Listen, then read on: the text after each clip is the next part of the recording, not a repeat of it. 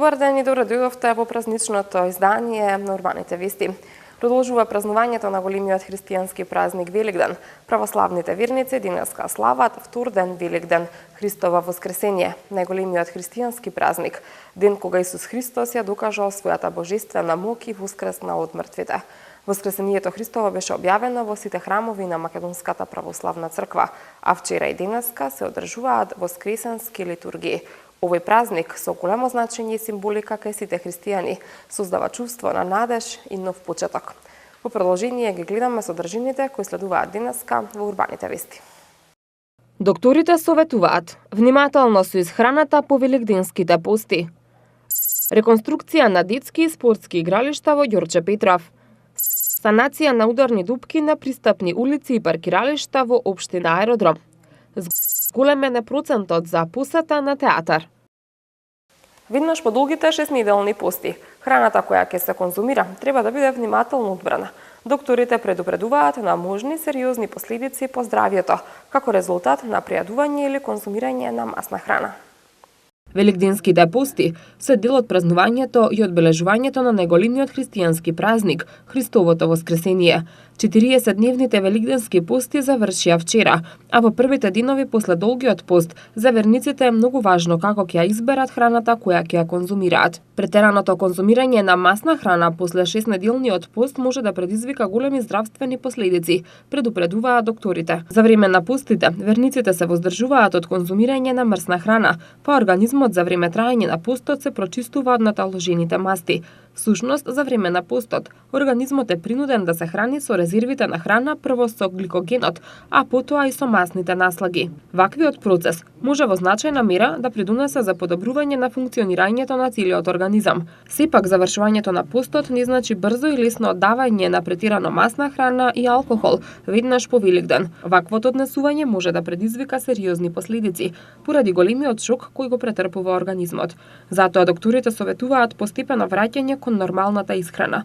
Во првите денови по завршување на постот, потребно е да се конзумира лесна храна, комбинирана со многу зеленчук и постепено внесување на месо во дневното мени. Во првите денови докторите советуваат да не се јаде повеќе од 3 јајца на ден, како и да се избегнува претирано конзумирање на масна храна.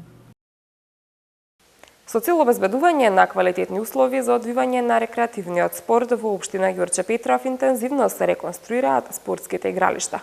Исто така се обновуваат и руинираните детски игралишта.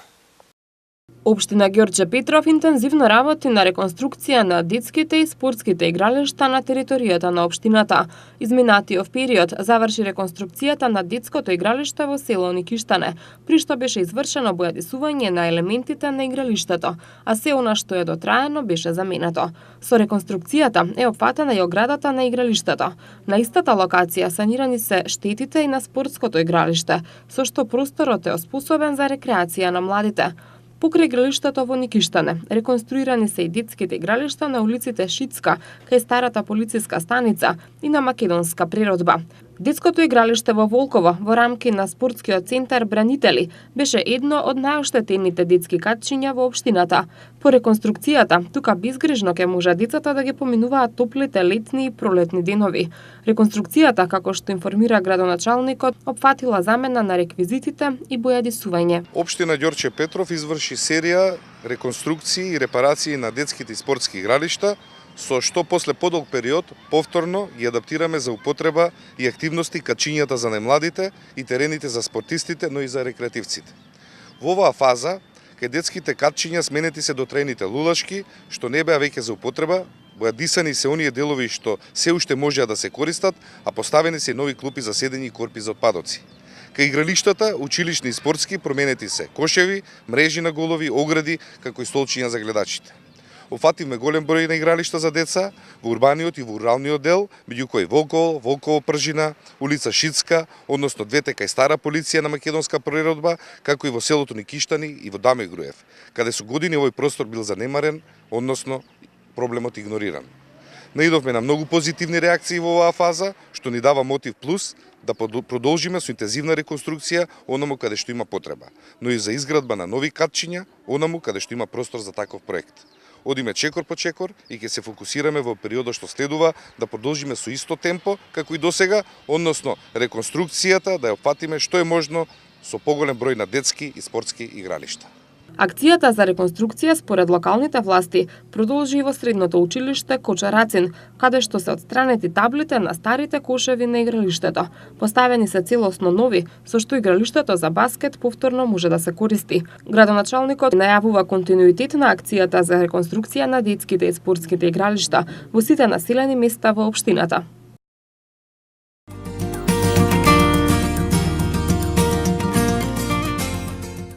На територија на општина Аеродром интензивно се работи на санација на пристапните улици и паркиралиштата во нејзина надлежност.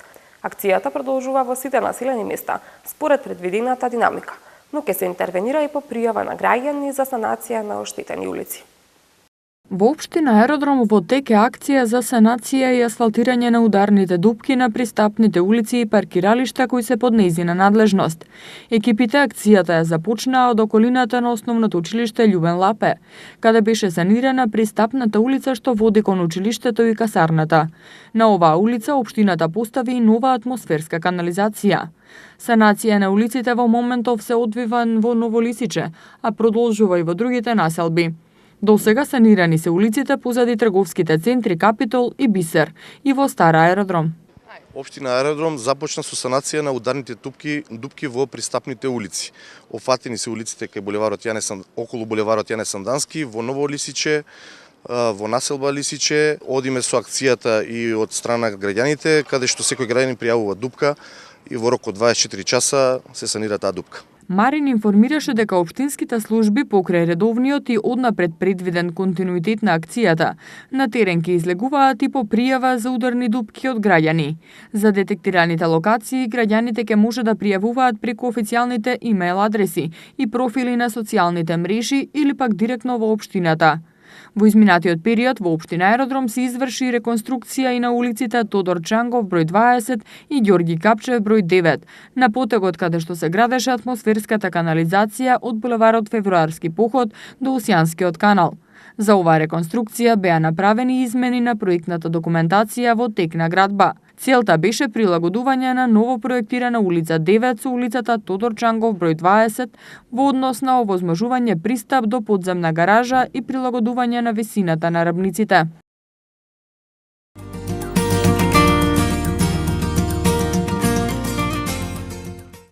Посетата во театар во последно време е се почест избор на граѓаните во Скопје, без разлика дали станува збор за возрастните, младинците или децата. Исто така во последно време актуелно е собраните средства од билетите театрите да ги донираат во хуманитарни институции.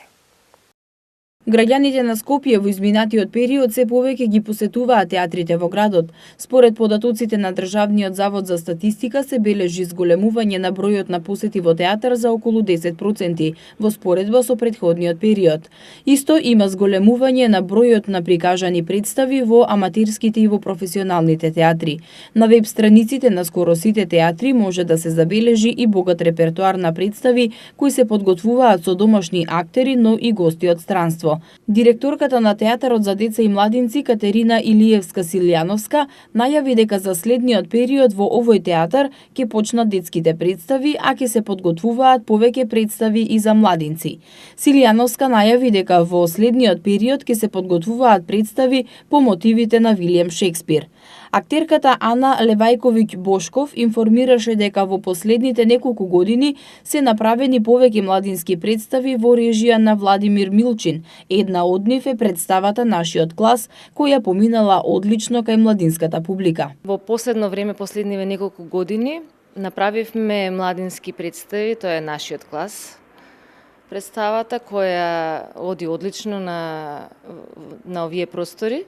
Има заинтересираност, представа која ја препорачувам за средношколци, што треба да ја погледнат, во режија на Владимир Милчин. Моментално не се игра, не е на репертоар, но ќе се обнови таа представа, тука и за Спаниот разум, исто во режија на Владимир Милчин. И таа представа беше гледана.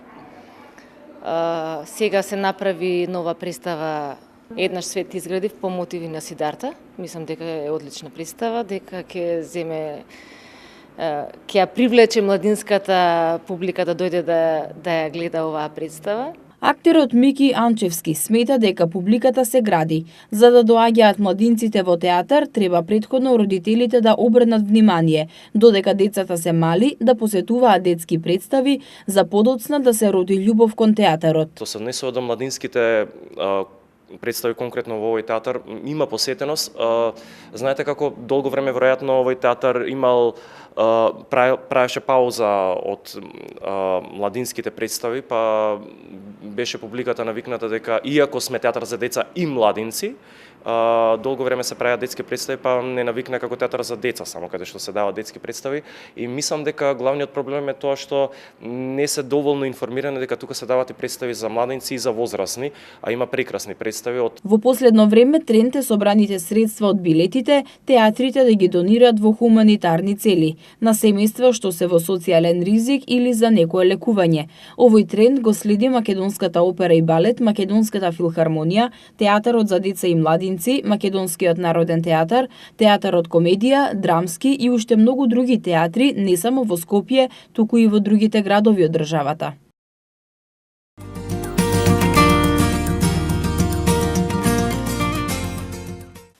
Сончевото и топло време продолжува и во текот на утрешниот ден. А во продолжение на вестите проследите временската прогноза за да дознаете какво време не очекува во деновите што следуваат.